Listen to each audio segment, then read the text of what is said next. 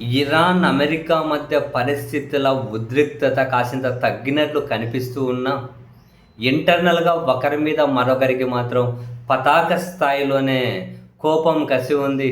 బహుశా అది దేశాల మధ్య అంటే సుదీర్ఘంగా ఉన్న సుదీర్ఘ దూరంలో ఉన్న దేశాలు. ఈ దేశాల మధ్య ఇంత వైరానికి, తద్వారా ప్రపంచం కూడా అశాంతిలోకి వెళ్ళే విధంగా వీళ్ళ చేష్టలేంటో చాలా మిగతా దేశాలు కూడా అర్థం కావడం లేదు. బేసిక్‌గా ఇరాన్‌లో యుద్ధానికి, ఇరాన్ మీద సైనిక చర్యకు ట్రంప్ తహతహలాడారు, అమెరికా తహతహలాడింది.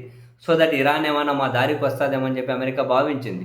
కానీ ఇరాన్ మాత్రం చివరి రక్తపు బొట్టు కూడా దేశం కోసమే పనిచేస్తాం, అమెరికాకు లొంగే ప్రసక్తే లేదు అని చెప్పడమే కాకుండా, మీరు మా మీద దాడి చేస్తే అంతకంటే ముందే మేము మీ మీద దాడి చేస్తామని చెప్పి హెచ్చరికలు జారీ చేశారు. చివరికి ఇజ్రాయెల్తో పాటు ఈ మిడిల్ ఈస్ట్లో ఉన్నటువంటి అమెరికా మిత్రులు కూడా వద్దు ఇరాన్ మీద దాడి, మనం నష్టపోతాము అని చెప్పి వాళ్ళు చెప్పిన తర్వాత వెనక్కి తగ్గారు. అయినా ఇరాన్ కూడా చాలా ఘాటుగానే అమెరికాకు, ట్రంప్కి రిప్లైలు ఇచ్చుకుంటూ వచ్చారు. ఇంతకుముందు ఎలక్షన్ ప్రచారంలో నీకు బుల్లెట్ మిస్ అయిపోయింది, ఈసారి నేరుగానే బుల్లెట్ దించుతాం, అసలు మిస్ అవ్వదు అని కూడా ఇరాన్ అధికారిక ఛానల్స్లోనే వాళ్ళు వార్తలు ప్రసారం చేశారు. ఆ విధమైనటువంటి వార్నింగ్లు ఇచ్చుకుంటూ వచ్చారు.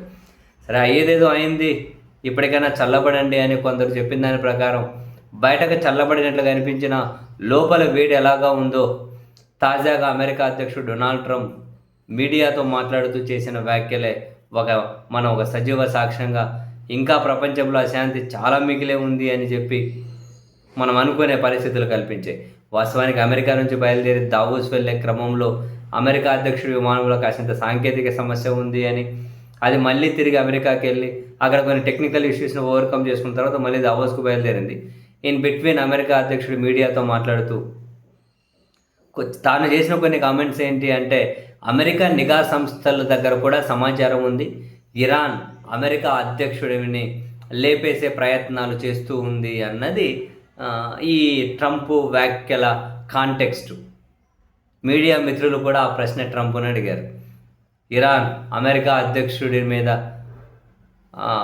అంటే అటెంప్ట్కు ట్రై చేసే ప్రయత్నాలు ఉన్నాయా, ఇరాన్ ఆ విధంగా హెచ్చరిస్తుంది కదా అన్నప్పుడు ట్రంప్ ఏంటి, అటువంటి ఇంటెలిజెన్స్ సమాచారం మా దగ్గర కూడా ఉంది, అయితే నన్ను కనుక చంపేస్తే ఇరాన్, ఆ తర్వాత భూమి మీద ఇరాన్ అనే దేశాన్ని లేకుండా నేను చేస్తాను, ముందే ఈ సమాచారం మా దగ్గర ఉంది కాబట్టి నా మీద వాళ్ళు అటెంప్ట్కి ట్రై చేస్తున్నారు అని మా దగ్గర సమాచారం ఉంది కాబట్టే నేను మా వాళ్ళకు స్పష్టమైన ఆదేశాలు ఇచ్చి ఉన్నాను, నన్ను చంపేస్తే ఇరాన్ను లేకుండా చేసేయండి భూమి మీద, ఇరాన్ అనే పేరే వినిపించకూడదు భూమి మీద అని చెప్పి స్పష్టమైన నేను ఆదేశాలు ఇచ్చి ఉన్నా. సో అమెరికా అధ్యక్షుడిని చంపితే అమెరికా ఊరుకుంటుందా? సో ఖచ్చితంగా ఊరుకోదు, ఇరాన్ను భూమి మీద లేకుండా చేస్తామని చెప్పి ట్రంప్ చాలా చాలా తీవ్ర స్వరంతోనే అన్నారు. మరి ట్రంప్ నిజంగానే ఇరాన్ ట్రై చేయగలదా, అసలు ఆ ప్రయత్నం చేయగలదా? అమెరికా అధ్యక్షుడి మీదనే అటువంటి ప్రయత్నం చేసి సక్సెస్ అయితే విఫలమో కథ పక్కన పెట్టిన, అసలు ఆలోచన ఎవరు చేయకూడదు, కానీ ఆలోచన చేస్తే భూమి మీద ఇరాన్నే లేకుండా చేస్తానంటున్నారు అమెరికా అధ్యక్షుడు. సో ఇక్కడ వేరే దేశాల అధ్యక్షులు మాత్రం ఎత్తుకొని వచ్చేయచ్చు అమెరికా, వేరే దేశాల అధ్యక్షులు మాత్రం లేపేయచ్చు, కానీ వేరే దేశాలు అటువంటి ఆలోచన చేసినా కూడా దాన్ని లేకుండా చేస్తామంటారు. ఇప్పుడు ఆయన అమెరికా అధ్యక్షుడిని ఇంకేమో చేయాలని కాదు ఇక్కడ పాయింట్. అమెరికా చాలా దేశాల అధ్యక్షులను ఆ విధంగా చంపేసింది.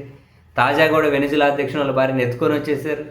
మనం మాత్రం అన్నీ చేయొచ్చు, ఎదుటి వాళ్ళు ఆలోచన చేసినా కూడా ఆ దేశాన్ని భూమి మీద లేకుండా చేస్తామంట. అంతే మరి ఆధిపత్యం అంటే.